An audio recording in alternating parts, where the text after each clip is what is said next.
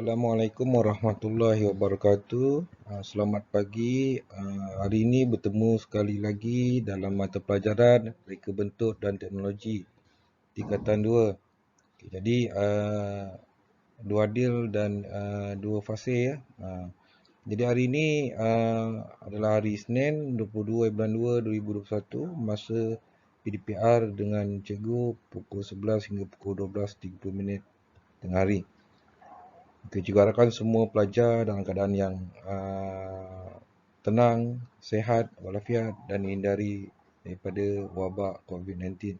Okay, kita teruskan pada slide yang seterusnya. Jadi hari ini kita masih lagi dalam bab yang kedua, iaitu teknologi pembuatan, subtopik 2.1.4, iaitu membuat lakaran model 3D bermaklumat. Kemudian 2.15 iaitu menganalisis lakaran model 3D. Jadi cikgu dah dimaklumkan oleh Cikgu Anas sebelum ni awak telah membuat lakaran model 3D.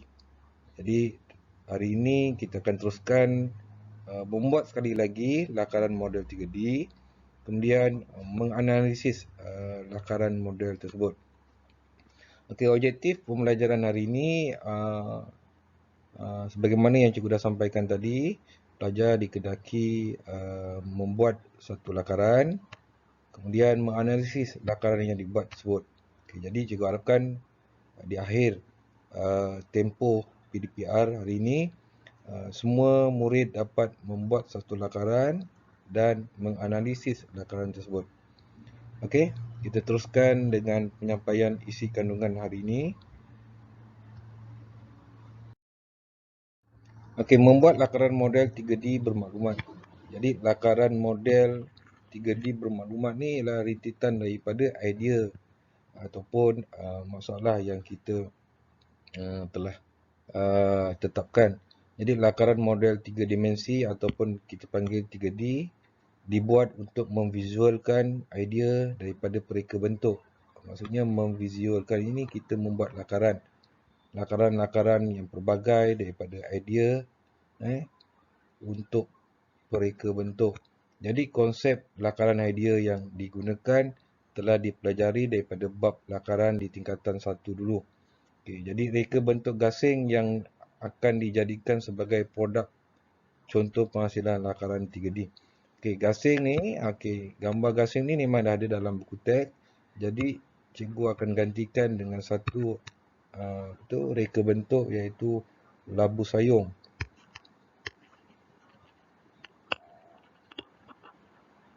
Labu sayung. Jadi reka bentuk yang akan kamu hasilkan hari ini ialah satu reka bentuk labu sayung. Okey, jadi dalam reka bentuk labu sayung ni nanti kamu akan letakkan lakaran, kamu akan hasilkan lakaran dan kamu letakkan label berkaitan dengan elemen dan prinsip. Okey, secara umumnya murid-murid ataupun kamu semua perlu melakar beberapa jenis gasing. Okey, kenapa kita perlu melakar beberapa jenis gasing? Sebab kita nak dapatkan idea reka bentuk yang pelbagai. Yang pelbagai. Jadi reka bentuk yang pelbagai ni sebenarnya boleh dimanipulasikan daripada keadaan sekeliling. Contohnya bentuk alam semula jadi ataupun bentuk geometri. Sedia maklum bahawa lakaran-lakaran kita ni sebenarnya kita boleh ambil daripada idea. Kita panggilkan dia bahan rujukan lah. Bahan rujukan. Maksudnya adalah subjek matter daripada bentuk-bentuk yang kita lihat daripada alam semula jadi. Contohnya lah, kita nak buat gasing, kita lihat ada bentuk, contohnya kura-kura. Contohnya kura-kura. Kura-kura. Jadi bentuk fizikal kura-kura tu kita buat, jadikan dia lakaran untuk reka bentuk gasing kita. Selain daripada itu, yang keduanya ialah bentuk geometri. Kita tahu kan bentuk geometri, segi empat, bulatan, segitiga. Jadi gabungan-gabungan daripada bentuk-bentuk geometri ni pun boleh kita jadikan sebagai idea reka bentuk gasing kita. Seterusnya, lakaran yang dihasilkan mesti mengandungi maklumat penting. Ini betul ni. Mesti mengandungi maklumat penting. Antara maklumat penting ialah bahan yang digunakan. Misalnya kita cadangkan bahan untuk membina gasing tu apa? Saiz. Maksudnya bila saiz ni mesti ada panjang, kali lebar, kali tinggi. Kemudian warna. Jadi kita dah belajar tentang warna, sama ada warna tu warna asas, sekunder ataupun tertier, dan lain-lain. Jadi murid boleh merujuk elemen dan prinsip. Ini yang kita dah pelajari sebelum ni daripada Cikgu Anas. Okey, elemen dan prinsip kita ada 7 elemen, kita ada 7 prinsip, reka bentuk untuk diimplementasikan, maksudnya diaplikasikan, maksudnya diguna pakaikan dalam lakaran yang akan kita hasilkan. Jadi hari ini kita akan menghasilkan reka bentuk labu sayung, okey, supaya pelajar faham. Cikgu nak kamu kaitkan dengan reka bentuk gasing yang akan kita dalami dahulu. Okey, seterusnya kita menuju kepada slide yang seterusnya. Okey, ini contoh lakaran 1, lakaran 2, lakaran 3. Okey, sebuah gasing, gasing mainan lah, cikgu namakan dia gasing mainan. Okey, kalau lihat kat sini, ini adalah reka bentuk. Kenapa ada 3 lakaran?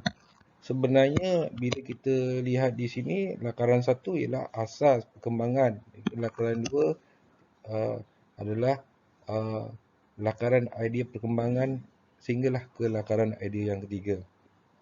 Kalau lihat di sini, reka bentuk lakaran yang pertama ni pada awalnya mempunyai tali bahagian atas.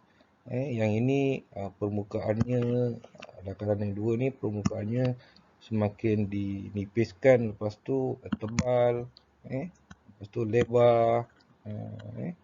Yang ini pula runcing, runcing. Jadi elemen-elemen dan prinsip antara ketiga-tiga idea ni tak sama. Jadi adalah idea tu ditambah baikkan daripada satu lakaran kepada satu lakaran. Contohnya okay. Dan daripada idea-idea ni kita panggilkan dia idea idea gasing mainan ini. Daripada ketiga-tiga ni barulah kita dapatkan satu idea yang muktamad. Kita dipanggilkan muktamad lah. Bila sebut muktamad tu maksudnya kita dah olah idea-idea ni melalui 3 fasa perkembangan. Jadi idea pertama basic, kedua kita tambah daripada idea basic itu mungkin ada 2-3 tambahan. Kemudian kat sini kita akan jadi 3 tambahan. Ini satu tambahan kan. Okey, jadi lakaran yang pertama mungkin ada 1 kelebihan, lakaran kedua ada 2 kelebihan, mungkin lakaran ketiga ada 3 kelebihan. Itu dikatakan idea penambahbaikan. Jadi ini adalah idea sebanyak 3 lakaran, dan muktamadnya kita tengok pada slide yang seterusnya. Apakah idea yang maksudnya kita sebagai pereka, kamu sebagai pereka melakarkan dan akhir sekali membuat keputusan. Itu dipanggil idea muktamad. Okey, ini adalah slide yang kita lihat pada slide yang seterusnya. Okey, inilah idea muktamad. Okey, maksudnya idea ni telah diakui terbaik. Maksudnya kita panggil dia lakaran idea terbaik. Jadi idea ini adalah daripada idea lakaran yang pertama, daripada idea lakaran yang pertama, lepas tu pergi pada idea kedua, lepas tu pergi pada idea ketiga, maka jadilah yang ini. Okey. Jadi setelah berapa lakaran yang dia diperolehi, maksudnya lakaran tu ada 3 tadi kan. Okey, kita dah perolehi, maka lakaran yang terakhir ni adalah lakaran yang memenuhi kriteria yang ditetapkan. Maksudnya kita memang nak yang ini. Jadi kita kena buat lakaran ni. Kita binaan lakaran yang keempat lah kan. Yang keempat. Okay, jadi kamu sebagai pereka bentuk boleh menggabungkan idea daripada lakaran-lakaran yang pertama tadi, yang kedua tadi, yang ketiga tadi tu untuk menghasilkan lakaran yang dipanggil idea yang terbaik ataupun lakaran yang terbaik. Okey, jadi kat sini bila kamu dah hasilkan ni, apa yang perlu ada dalam lakaran tersebut? Antaranya ialah mesti ada rupa bentuknya. Okey, itu sudah pasti. Okey, kedua mesti ada fungsi. Kemudian mesti ada bahan. Kena nyatakan bahan setiap lakaran yang terbaik tersebut dan lain-lain. Mestinya warna, okay, lepas tu saiz, tu. Okay.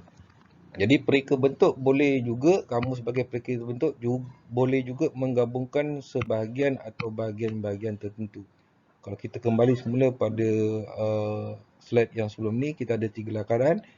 Mungkin lakaran yang terbaik ini bahagian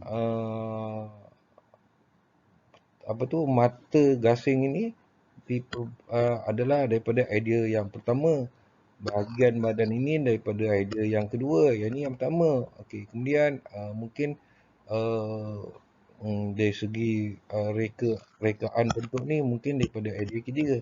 Jadi kamu boleh menggabungkan. Menggabungkan maksudnya antara lakaran pertama, kedua, ketiga yang terbaik yang kamu rasa sesuai untuk jadikan idea lakaran terbaik, kamu jadikan pada lakaran yang terakhir ni. Okey, seterusnya beberapa penambahbaikan boleh dilakukan. Okey, maksudnya kamu boleh tambah lagi dengan prinsip ataupun elemen-elemen yang lain dalam lakaran terbaik ini.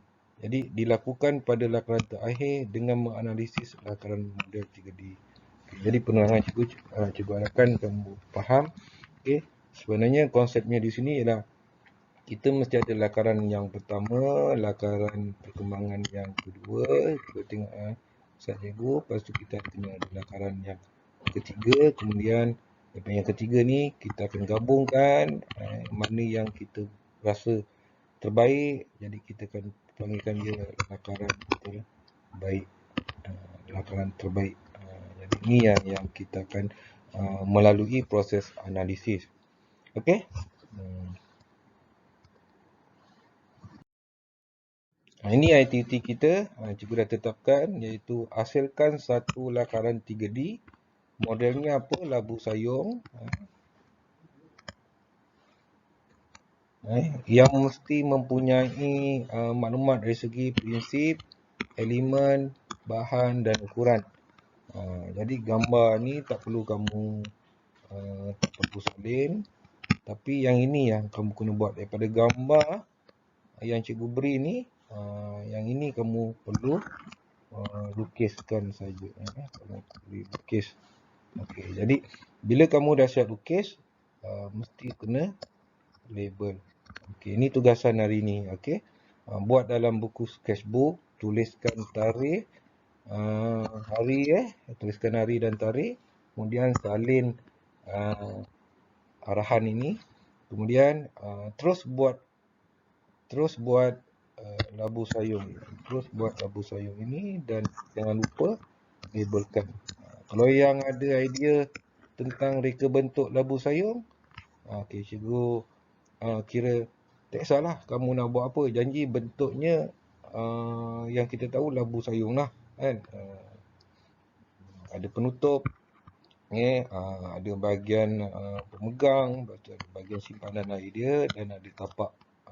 Faham lah itu keadaan fizikal labu sayung. Okey, ini aktiviti yang pertama. Jadi lepas penerangan cikgu ni, okey, buka buku sketchbook awal. Okey, tuliskan tarikh dan hari. Okey, salin arahan aktiviti yang pertama ni. Kemudian gambar yang cikgu nyatakan di sini yang warna hitam ni tak perlu buat, terus lakarkan. Okey, boleh pause lah, takut video ni terus je kan. Okey, jadi awak kena pausekan video ni, berhenti setakat aktiviti yang pertama ni, okey, terus boleh salin je. Okey, jadi reka bentuk lakaran labu sayung ni perlu ada dalam uh, latihan hari ni. Okey, seterusnya kita pada penerangan cikgu yang selanjutnya. Okey, bila kamu dah buat lakaran labu sayung tadi tu, okey, kita kembali semula yang cerita pasal gasing lah dulu. Okey, jadi lakaran akhir yang dalam buku teks tu iaitu gasing. Gasing. Okey, jadi sebenarnya belum cukup sempurna. Sebab apa? Kita perlu menganalisis lakaran tersebut. Kenapa kita perlu analisis? Sebabnya kita nak dapatkan, nak cari kecacatan. Nak cari kecacatan maksudnya kelemahan lah. Kelemahan yang ada pada lakaran kita. Sebab sebelum kita nak menghasilkan produk tu, kita kena lakar. Kalau kita dah lakar ni ada cacat, maka apabila kita menghasilkan, contohnya gasing tadi, dah tentu memang ada kecacatan. Jadi bila dah cacat, reka bentuk kita tak akan diterima oleh pelanggan. Okay? Jadi contoh akhir analisis boleh lihat pada jadual di bawah ni. Ada soalannya. Yang pertama, adakah rupa bentuk menepati kehendak projek brief? Yang kedua, adakah cadangan bahan yang digunakan sesuai dengan produk? Jadi dalam label awak tu mesti, yang pertama sekali mesti rupa bentuk, mesti ada bahan, mesti ada warna, mesti ada saiz, nyatakan saiz, adakah tekstur. Jadi permukaan tekstur tu awak kena nampakkan dia sama ada dia licin, kasar. Ini kita pastikan dia jalinan jugalah. Kemudian rupa bentuk produk tidak berbahaya. Yang ni kita ingat faktor keselamatan.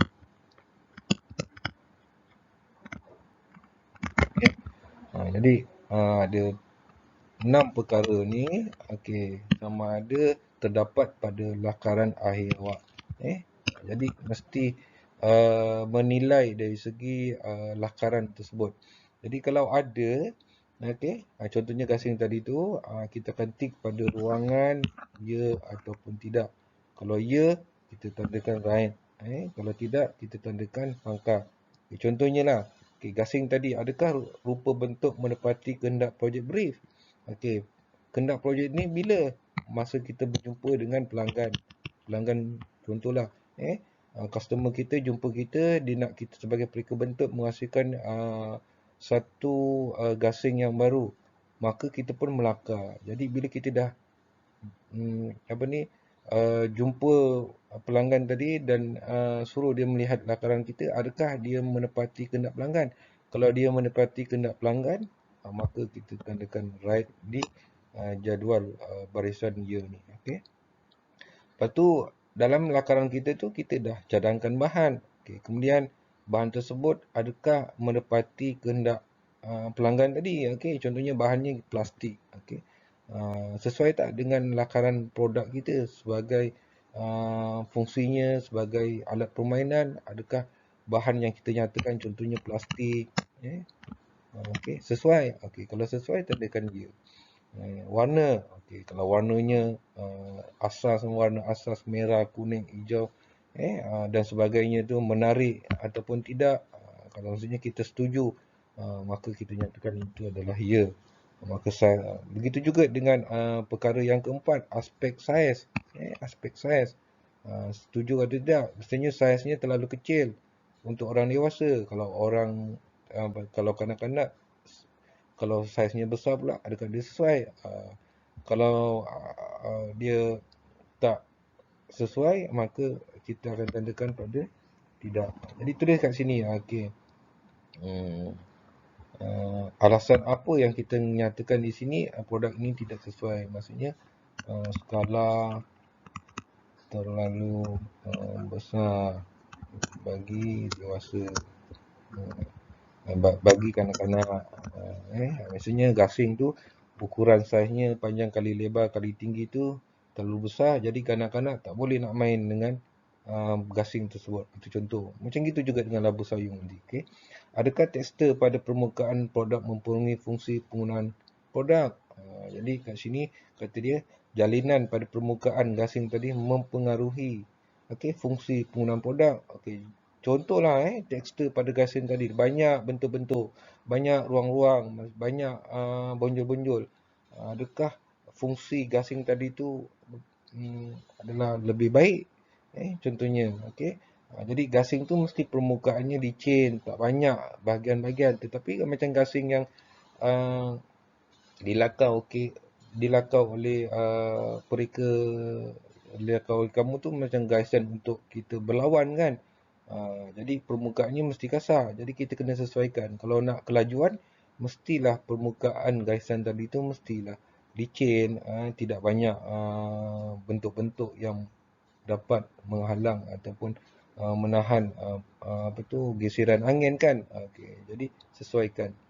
Macam labu sayung, adakah tekstur ataupun jalinan pada permukaan labu sayung tu perlu uh, banyak ciri-ciri bentuk-bentuk ataupun bonjolan-bonjolan. Okey. Adakah dia sesuai untuk dipegang? Okey. Jadi adakah persoalan-persoalan tu perlu dijawab sama ada ya ataupun tidak. Okay, seterusnya dari segi faktor keselamatan bahaya. Jadi bahaya ni maksudnya gasing tadi, labu sayung tadi tu bahaya dari segi rupa bentuknya. Jadi ini adalah analisis. Okay, ada analisis ni sama ada dia betul ataupun tidak terpulang kepada persepsi orang yang menilai, orang yang menganalisis.